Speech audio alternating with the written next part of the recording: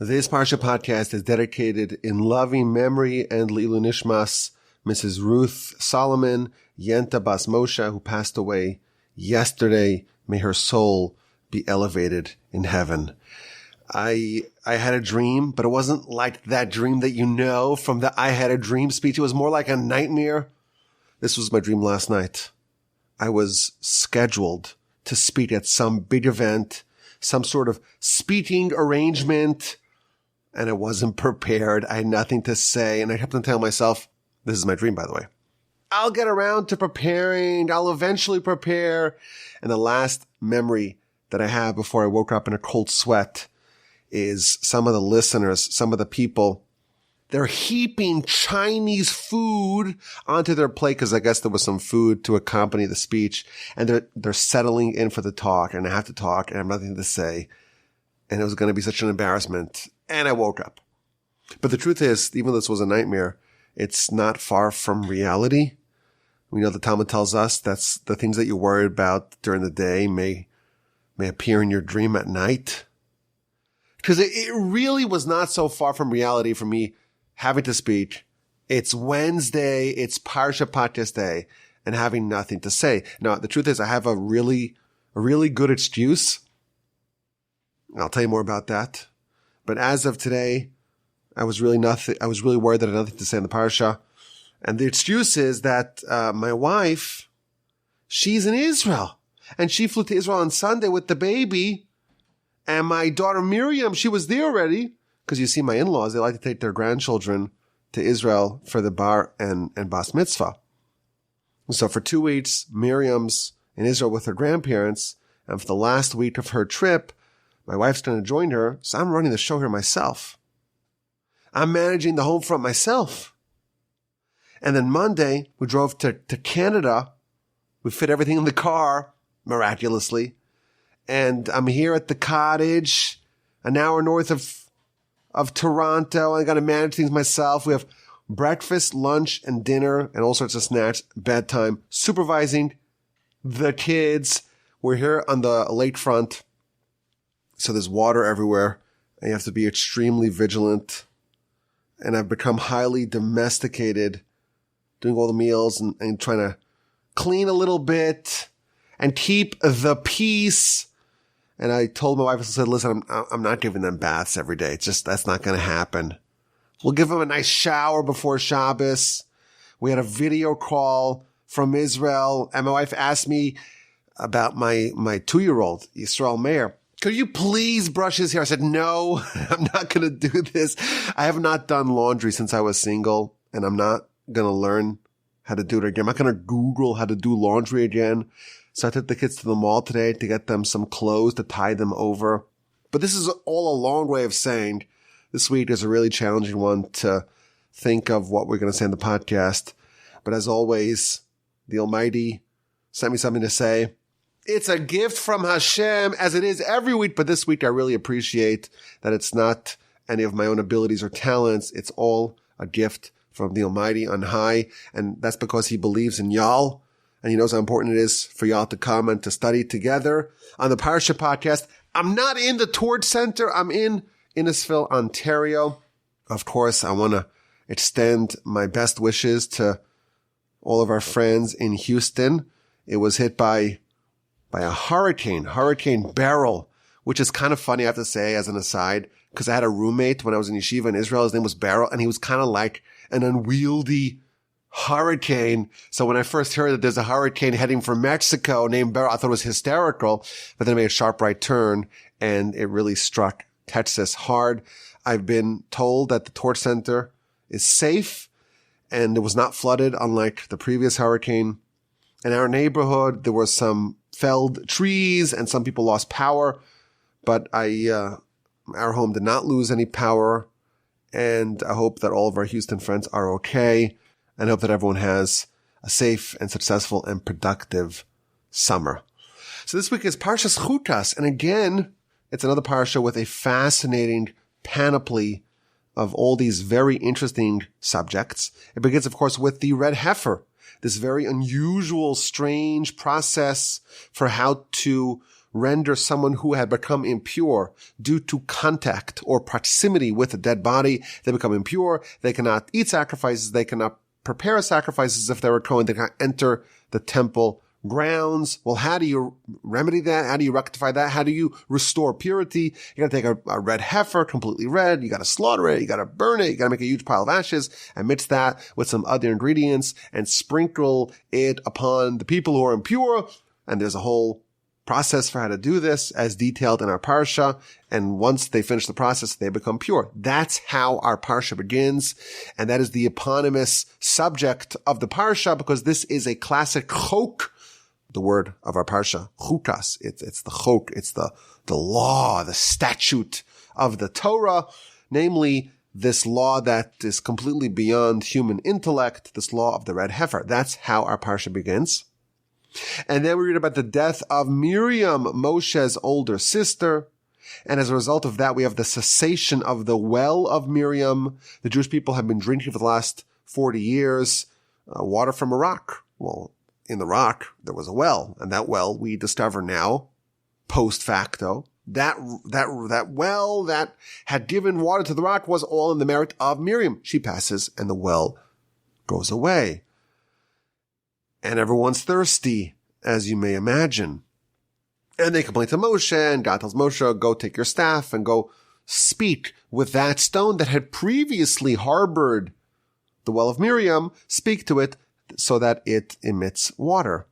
And Moshe, he's told to take the staff, and the previous time he had been told directly, take the staff and strike the rock. This is in the middle of the book of Exodus, as you perhaps recall. And instead of speaking to the rock, he hits the rock, and it does indeed emit water. So the well has been restored.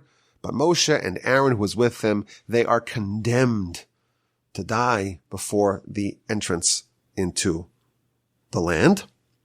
And then we read about their interactions with some of the various nations and empires on the east bank of the Jordan. They have not quite crossed over the Jordan, of course, and they're trying to get passage towards the land of Israel, towards the Holy Land. They're heading west. So they go to Edom. Will you give us passage? They won't. Then we have the death of Aaron. Aaron is succeeded by his son Elazar. We have the attack of Amalek, the Israelite counteroffensive. We have the very fascinating episode of the attacking serpents, and Moshe makes a staff upon which it has a metal serpent, and if you're bitten by a serpent, you look up and you are healed. And then we have this very interesting song of the well that recounts the miracles of the East Bank Wars, with the war against Sichon, the king of the Amorites, the war against Og, the king of Bashan, and the nation finally settles on the plains of Moab opposite Jericho. In this podcast, I want to focus on two segments, specifically what happened in the aftermath of the death of two giants in our Parsha. Moshe's elder siblings, first the death of Miriam at the beginning of chapter 20 of the book of Numbers, and then the death of Aaron at the end of chapter 20 in the book of Exodus. Chapter 20 begins. The nation arrives in Midbar Tzin, in the wilderness of Zin, in the first month, and they settle in Kadesh. Vatamas sham Miriam, and Miriam died over there, and she was buried over there. So Miriam is Moshe's older sister. You recall Miriam was the one who, when he was placed in the water as an infant, she was watching him. She gave the advice to go find a Israelite wet nurse. She was the one who led the women in the Song of the Sea. She's one of the great women of our history. And she dies in our Parsha, chapter 20, verse 1. And the consequences of her passing are immediate.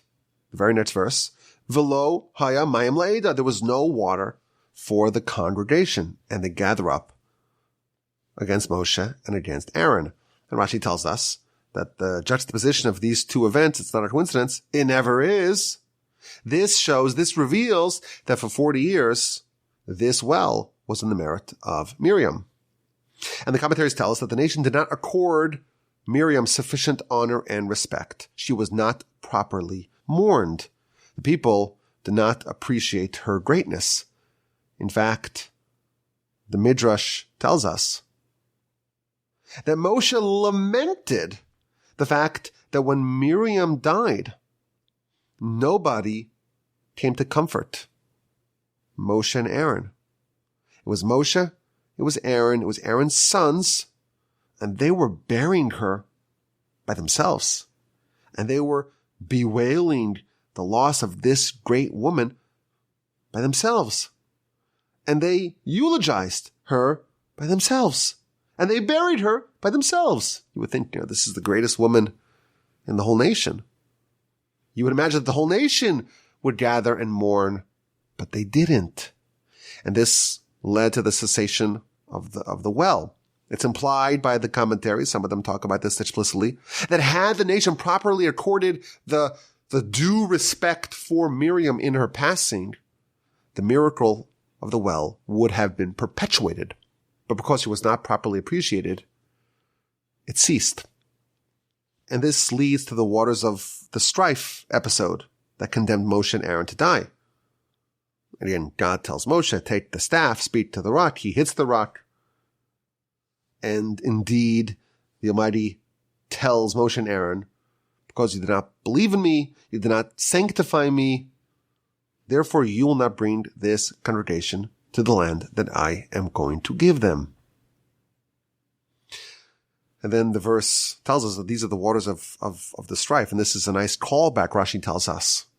When Moshe was not even born yet, in chapter 1 of Exodus, Pharaoh made a decree that all the babies, even the Egyptian babies we're told, they should all be thrown to the water. Why water? And Rashi tells us because Pharaoh's stargazers and necromancers and fortune tellers and gurus, they were able to look into the stars. They were able to tell that the savior of the Jewish people, he'll suffer, he'll die as a result of water. So they came up with an ingenious idea, take all the babies, chuck them into the water, fulfill the prophecy, and solve the problem.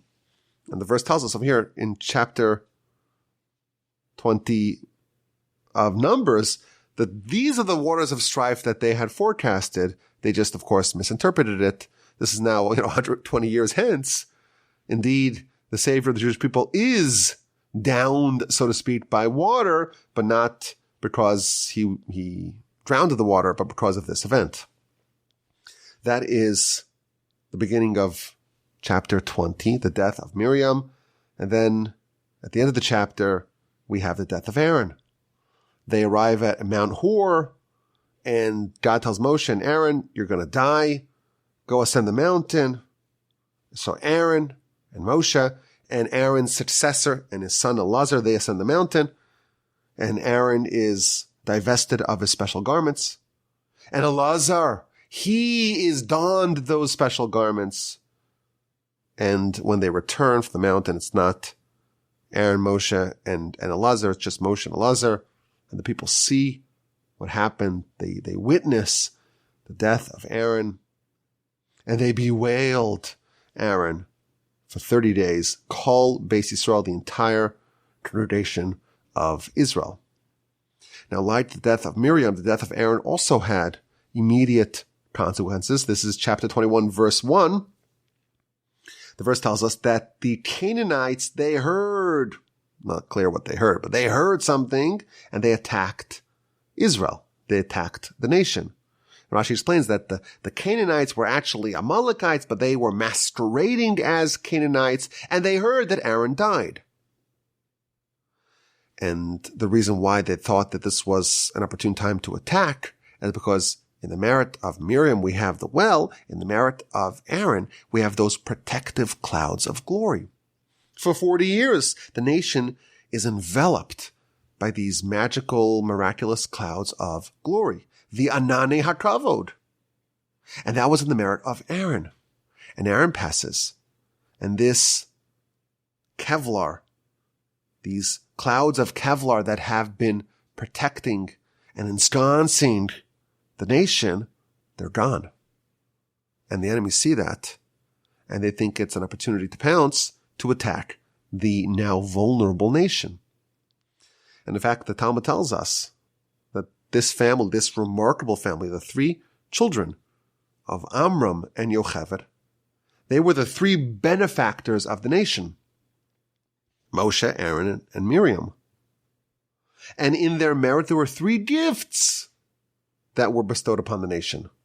The well of Miriam, the clouds of glory of Aaron, and the manna of Moshe. And in our Parsha, Miriam dies, and when she dies, well, her gift goes away. The well stops when Miriam dies, and that's why there's no water. But then it came back, the Talmud tells us, in the merit of Moshe and Aaron. And then Aaron died, and then the clouds of glory went away, because that was in his merit. And that's why they were attacked by the Amalekites masquerading as Canaanites. And then it came back in the merit of Moshe. And when Moshe died, the manna stopped. And the clouds of glory that were originally the merit of Aaron, but now were in the merit of Moshe, they went away. And the well that was originally in the merit of Miriam, and then restored by Moshe and Aaron, that went away as well. So I want to focus on the death and the immediate aftermath of these two benefactors of the people. In our parsha, Miriam dies, Aaron dies, and of course, as we always do on year 8 of the Parsha Podcast, we go deep and deeper to find some secrets. Miriam was one of the benefactors of the nation. In her merit, the nation had water. The well of Miriam, Be'er Miriam.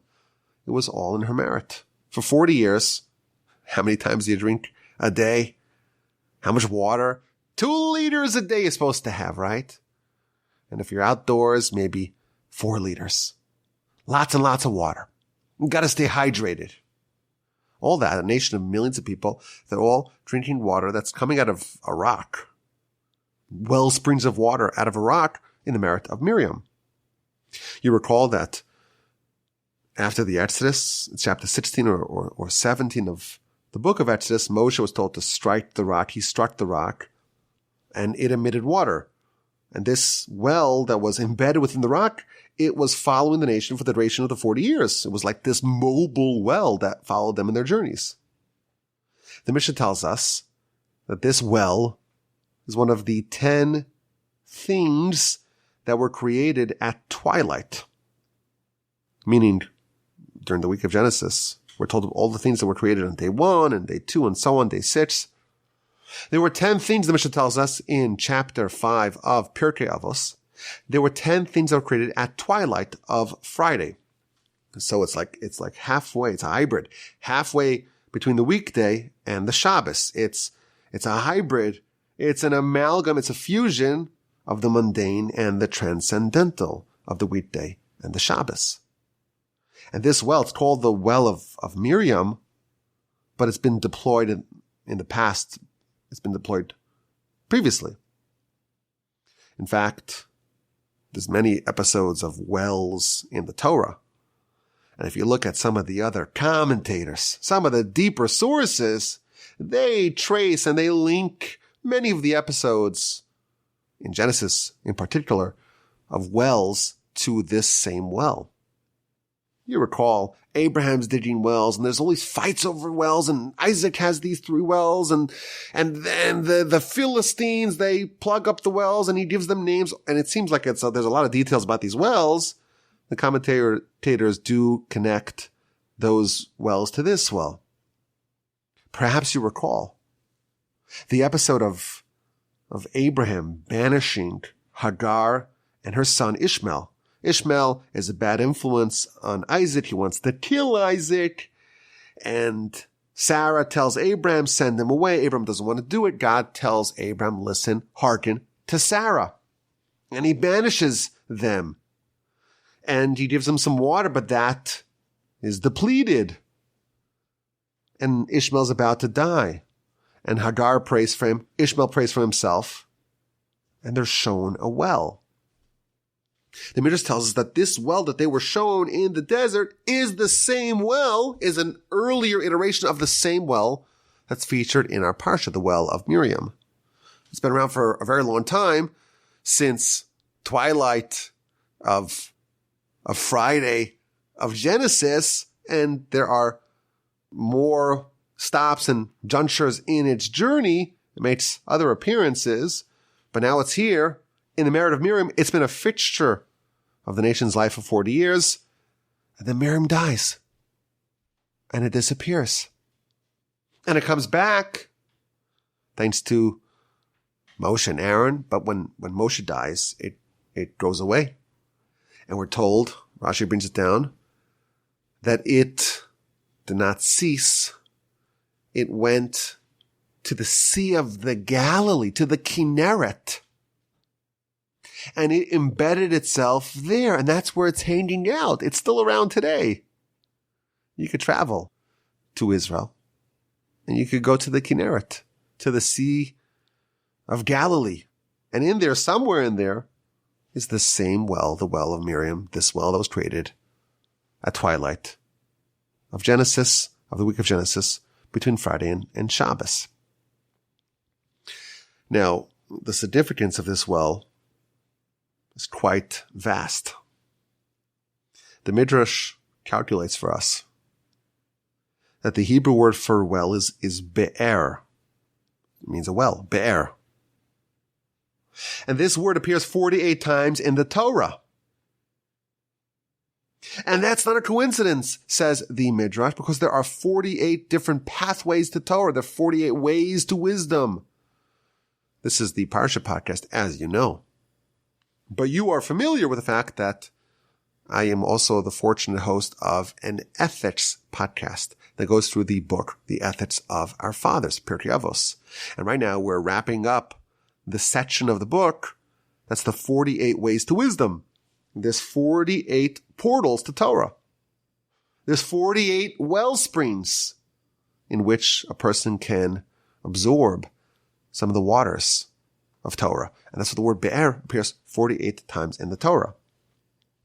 Now this word be'er, it has another meaning. The word be'er also means to explain and to clarify. At the beginning of Devarim, the verse tells us, I think it's Devarim chapter 1 verses, I think it's either 5 or 6. I probably should have done my research before I got to record here. I think it's 1:5 or 1:6. It says that Moshe began to clarify the Torah. Be'eres HaTorah azos.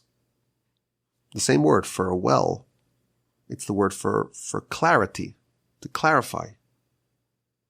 And Rashi there tells us that Moshe conveyed the Torah in 70 languages. All the languages, in every possible way of communicating, Moshe conveyed the Torah to us in Devarim. So this idea of a well, it's the same word as the word that means clarity and complete clarity, scintillating clarity, clarifying the Torah from every perspective, in every dimension, in every angle, in all the possible ways that it can be clarified. Now we're told further, the well, it's not just a convenient source of H2O. We're told that this well, this special well, the well of Miriam, this special well bestowed upon anyone who drank from it unprecedented clarity. And there's a story, I've told this in the past, many years ago, when the Arizal arrived to Tzfat in the 1570s. He came there with an objective to teach the Kabbalistic Torah to his student, Rabbi Chaim Vital. And they were together for only 2 years. And he was teaching and teaching and teaching him, and his student was not absorbing it. And what happened was, this is a story that's recounted by the student, Baruch Chaim Vital. The Arizal, he took him to the Sea of the Galilee. And they got into a boat. And they went to a certain part of the sea. And he took a cup. And he says, right over here, right where we are. This is where the wellspring of Miriam is currently situated. And he took a little cup and gave him to drink. And once he drank from that, the wellsprings opened. The clarity, the Be'eres HaTorah, the 70 dimensions, all that was open before him, and was able to convey to him in a very quick fashion all of the infinite secrets of the Kabbalistic Torah. And my father told me that when he was a kid, he went with his father on vacation to the northern part of Israel. And he remembers his father going to the city of Tiberias and inquiring and asking, where do we find, does anyone know where exactly in this sea that water spot is? Because I really, really want to drink from that wellspring. But isn't it interesting? The word be'er, which means a well, it's the same word as clarity and clarification and scintillating clarity in all languages in every possible dimension. And this is part of our Parsha, the story of our Parsha. And we have a description. It's the well of Miriam. It was in a rock. It was lost when she died, and it was restored in our Parsha. And I'm thinking perhaps there's some lesson for us in our pursuit of clarity, of insight, of wisdom, of greatness. Maybe there's a lesson for us. And what got me thinking is that I remember a different episode in the Torah with a rock and water. We're in the book of Numbers. But you recall perhaps way back in Genesis, Jacob and his twin brother Esav, you remember this. And Esav, he was the firstborn, and Jacob did the whole usurpation of the blessings. He impersonated him. You remember that story, right? And then when Esav finds out, he's hopping mad. And he plans to kill Jacob. And Jacob is fleeing, and he makes a pit stop on Temple Mount, and he has a dream with the ladders to heaven, ascending and descending angels. And then he arrives in Haran, and he's there to meet one of the daughters of Laban, and he's going to marry her and settle down there and wait for his brother's wrath to subside. And he goes to the well. And he sees a well, and there's a large boulder, a stone, a rock, atop the well. And he sees some loafing shepherds there, and he talks to them, and he gives them some rebuke. You're hired hands. Why are you loafing around midday? You should be working. And then Rachel, the daughter of Laban, arrives, and he sees her, and he gets up, and he single-handedly dislodges the stone and gives water to Laban's sheep. So I have another story here. There's water, and it's in a well, and it's covered by a rock. And I have this interesting observation. A Parsha Podcast special. We have 2 episodes of a rock and water, and I see 2 very different ways to extract the water. In our Parsha, you read it very carefully. Hashem tells Moshe, there's water in the rock. Get the rock to emit its water. I think of it like shale rock. There's oil, precious, black gold, trapped in tiny, tiny fissures in the rock. And you have to do some horizontal drilling. And you gotta shatter the rock by fracking it. And that's how you extract the liquid.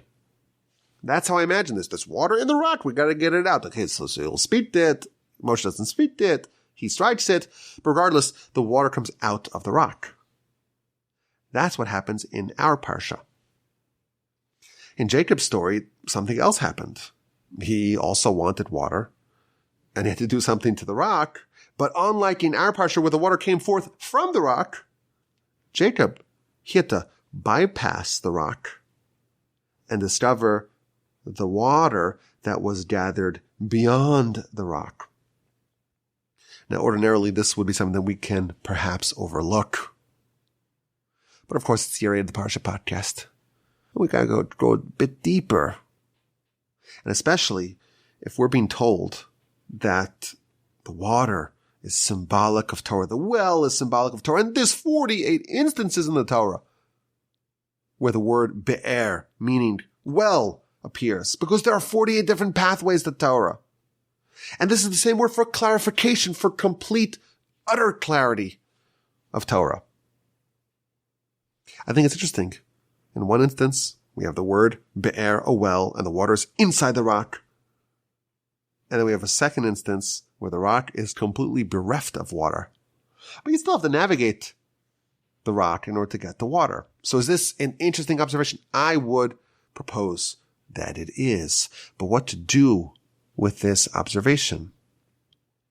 So I want to suggest an idea. You may claim and say, Rabbi Wolbe, it's a bit of a half-baked idea. There's still some work to do to develop it. And I will say to you, you are correct.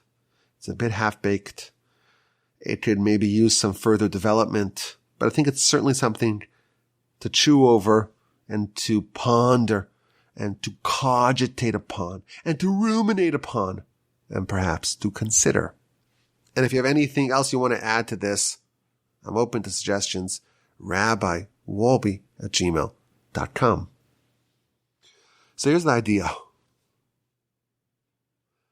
We're told that the water, well, that's symbolic of wisdom, of Torah. There's 48 times where this word, the well, appears in the Torah because there's 48 pathways to Torah, and we're told, Ein mayim elo Torah. The Torah is many places compared to water. Water collects at the bottom, we're told in the Talmud. Water always travels down. And that's like Torah. Torah only gathers within someone who is low, who is humble. So water is symbolic of Torah. But what is the symbolism of a stone? And it's a bit confusing because I saw a midrash. And the midrash says, and I'll read it to you so you know I'm not misquoting it. Torah kruya even. Torah is called a stone. V'yetzer hara, and the evil inclination, our nemesis, our foe, our antagonist. It's also called even. It's also called a stone. And it provides citations. The luchos, the tablets, were made of stone. The tablets are the encapsulation of the Torah. It's made of stone. Oh, and then in the book of Ezekiel, it describes the Yetzer Hara as a stone heart. So stone, even, is being used to portray, to symbolize both the Torah and the Yetzer Hara. And I cannot think of anything more incompatible, more opposed to each other as Torah and the Yetzer Hara. But this is what the Midrash says. Sometimes the stone is Torah. Sometimes the even, the stone, is Torah. It looks like a stone, but that is misleading. It actually is Torah. You have to break it open. You got to find a way to extract from that stone, from that rock, the Torah that is embedded within it. But sometimes the stone is the Yetzer Hara. It's not Torah. And you need to bypass it. You need to overcome it in some way, in some fashion, in order to get the Torah, which may lie beyond the stone. Rocks are not monolithic. Okay, let me say that again. I'm very proud of it. Rocks are not monolithic. Sometimes the rocks are Torah, because it contains Torah within it. And sometimes it's the Yetzer Hara. So maybe in our Parsha, we have a stone, and Hashem tells Moshe, the Imai tells Moshe, go speak to it, go strike it. In it is water. That's the type of stone that has Torah within it, that has that clarity within it, that has that wellspring within it. In the episode of Jacob, perhaps, the stone is symbolic of the other way that stone can manifest itself. It is the Yetzer Hara, and you need to overcome it to get to the water. Again, it's somewhat confusing Because in some citations we're told that the stone is symbolic of Torah. In others we're told that it's emblematic of the evil inclination, the great foe that we need to overcome and defeat. So maybe the idea is like this. Stone, it never looks like water. It always seems to be an obstacle. But in our Parsha, we discover that some obstacles are actually well springs masquerading as flinty stones. And when we encounter a stone, when we meet an obstacle, we have to be very careful. We have to scrutinize it very carefully to determine what sort of stone is this. The Midrash tells us that stone could be, the Eitzah could be Torah. There are two types of stones because there are two types of obstacles. Sometimes it's just the Eitzah, you have to bypass it. You gotta roll aside the boulder, you have to dislodge the stone because the only way to get to the be'er, to the clarity, to the Torah, to the water, it's only if you move the stone aside. But sometimes, within the obstacle itself, within the stone itself is embedded that greatness, that clarity that we all want. And you have to find some way to extract from the obstacle itself the wellsprings of greatness that are embedded within it. This is an idea that we see a lot. Sometimes, within the struggle, within the challenge, within the conflict, precisely there, that's where all the greatness is hiding. That rock, that stone, that's so menacing and fearsome and distracting and problematic. It's just a facade. It's a facade that's covering up what actually is a great opportunity. The Talmud tells us whoever is greater than his friend has a greater Yetzirah. The larger the stone, the more fearsome the stone, that is directly proportional to how wonderful, how delightful, how delicious, how empowering, how scintillatingly clear the waters embedded within it are. Often, from our challenges stem our opportunities. From our difficulties emerge our greatness. But it's not always the case, because sometimes the stone, as in the case of Jacob, it needs to be bypassed. It needs to be sidestepped. And the real $1,000,000 question is, how do you tell the difference? I mean, Midrash tells us that the stones, Yetzirah is called a stone, a Torah is called a stone. Well, how do I tell the difference? How can we tell if the stone needs to be spoken to, needs to be struck, or needs to be dislodged? That's the tricky question. And that's why I'm telling you, it's deep and deeper, but not necessarily fully baked. We still need to mull this over, but thus concludes segment number 1, what we can learn perhaps from the aftermath of the death of Miriam. What about the aftermath of the death of Aaron? The final verse in chapter 20 of Numbers, verse 29.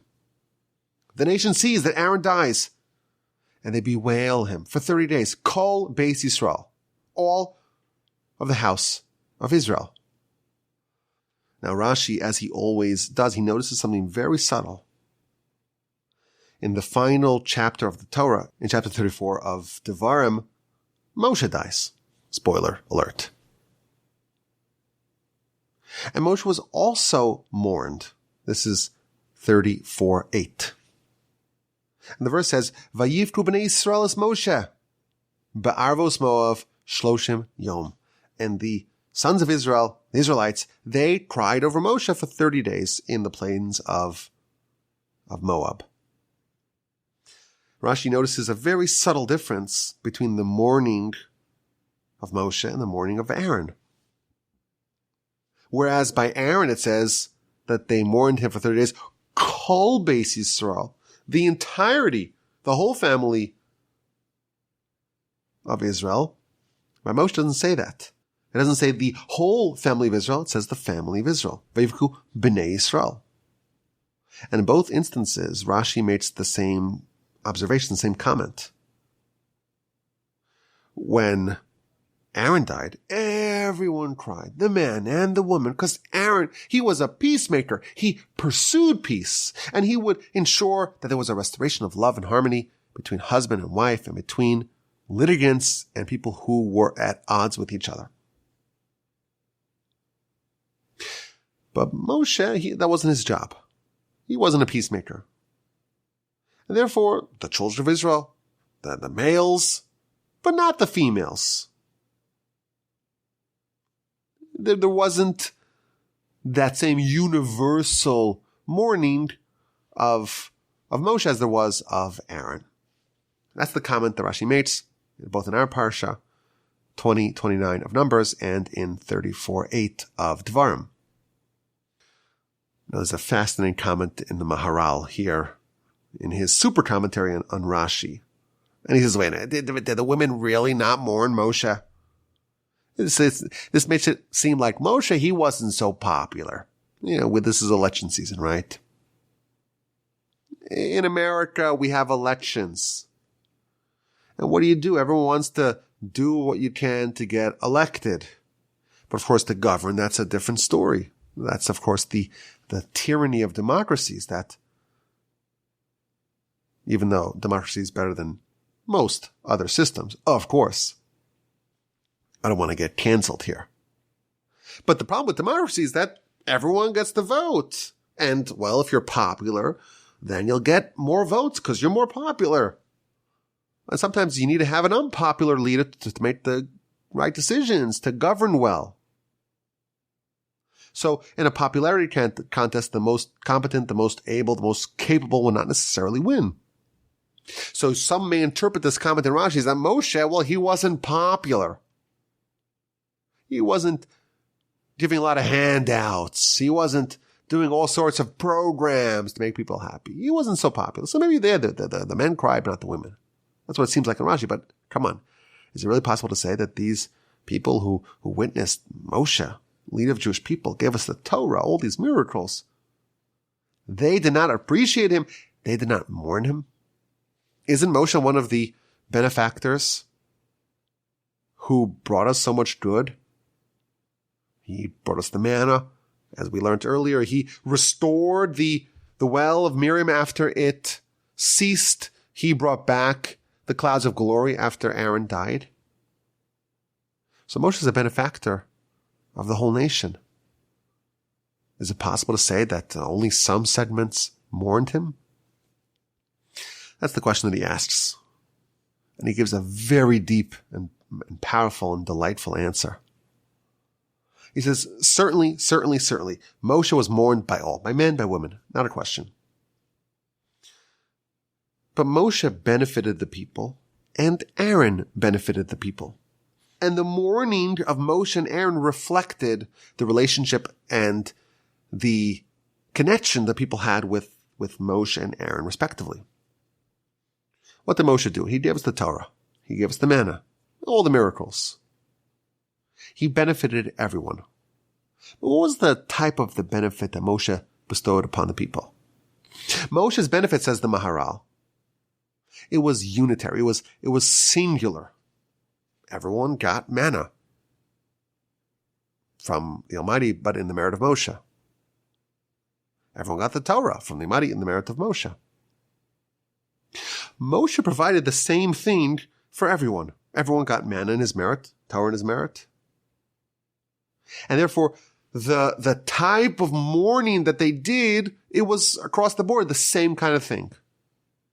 Because everyone had a very similar relationship with Moshe as their peers had. But Aaron, he was a peacemaker. He was the consummate peacemaker. What does a peacemaker do? He does not relate to everyone in the same way. In fact, that's exactly what he does not do. The role of a peacemaker is to understand the two incompatible sides, the two warring sides, and to understand them on their own level. They're at odds. They're not getting along. They're fighting. Husband, wife, even two people, two friends that had something that came up. And they have different perspectives, and their perspectives are mutually exclusive. It's contradictory. We were told, men are from Mars and women are from Venus. So of course they're going to get into fights. That's what the gurus tell us. Aaron spoke like a Martian to the man. He understood him and his perspective. And then he would speak to the women like a Venetian. Is that how you say it? That's someone from Venice, like a Venusian. I don't know what the right word is. He understood her and her perspective on her level. And their relationship was different. And each one, in a completely different way, was addressed by Aaron, and he was able to bridge those gaps. And he's pulling the husband from one side, the woman from the other side, and restoring unity, restoring peace, resuming peace amongst them. And husband and wife, but even any two people. That's what Aaron did. That's what a peacemaker does. And thus he benefited the men and the women in different ways. And thus when they mourned for him, of course they mourned for Moshe as well, but everyone mourned in the same fashion because everyone had the same relationship with him. But the men mourned for Aaron in one way, based upon what he did for them, and the women mourned for Aaron in a different way. This is what the Maharal says. And I think it's a fascinating idea. It's a masterclass for how to make peace. You have to really understand the perspective of the two people who are incompatible. That's what Aaron did. He teaches us how to make peace. You have to understand each opposing perspective, and not only that, to really inhabit their world, to really get them in a way that each person's relationship with you is completely unique. That was Aaron's role, and thus the sort of mourning that happened for Aaron in mirror the relationship that he had with men and women respectively. And you can imagine that this would be even more granular. Aaron, the peacemaker, he benefited every individual in an individual way, and that's why everyone had an individual relationship with him. And each individual mourned and wept for Aaron in a unique manner. I think there's maybe another insight that we can take from this idea. Again, something deep and deeper to ponder further. We're told in many sources that Moshe and Aaron, they were a team. In one instance, Rashi tells us, sometimes it says Moshe's name before Aaron, sometimes Aaron's name before Moshe, because they were equal. They're like co-heads of the nation, but they work together. They work wonderfully together. Maybe this idea in the Maharal is really the essence of the different roles that Moshe and Aaron played. We've mentioned this numerous times, that the Torah, of course, it's universal. Every Jew has to do all 613 mitzvahs to the best of their abilities. And my mitzvah and my neighbor's mitzvah are the same, right? We have to wear the same tefillin, gotta follow the same rules, same tzitzis, same laws of Shabbos. It's all the same. But there's also the individual responsibility. Everyone has unique mitzvos and unique characteristics and unique challenges that are part of their individual Torah, so to speak. Just like, the tzitzis, right? The tzitzis is symbolic of all of Torah. We had tzitzis a few weeks ago, Parshas Shlach. And tzitzis is symbolic of all of Torah. It has the knots. It has the part of it that are bound, that are rigid. And then you have the free-floating streams that are more flexible. There's parts of Torah that are universal. And the laws are very clear and cemented in stone and universal across the board. Everyone's got to do the same thing. But everyone else has to find their own calling and their own part of Torah that they really connect with, and their own midos, their own characteristics, their own character traits that they're really supposed to exemplify. Moshe and Aaron are we can perhaps extend the Maharal's idea, Moshe and Aaron are symbolic of these two Torahs. Moshe is giving us this kind of this unitary Torah, this fixed Torah, so to speak. And Aaron, his responsibility or his quality on some level is to reach out to every individual and try to show the individual what is your unique calling, what is your unique soul, the unique mission that you have, the thing that you to the exclusion of anyone else, you need to contribute in the Almighty's world. And this is an idea that we spoke about in the past as well.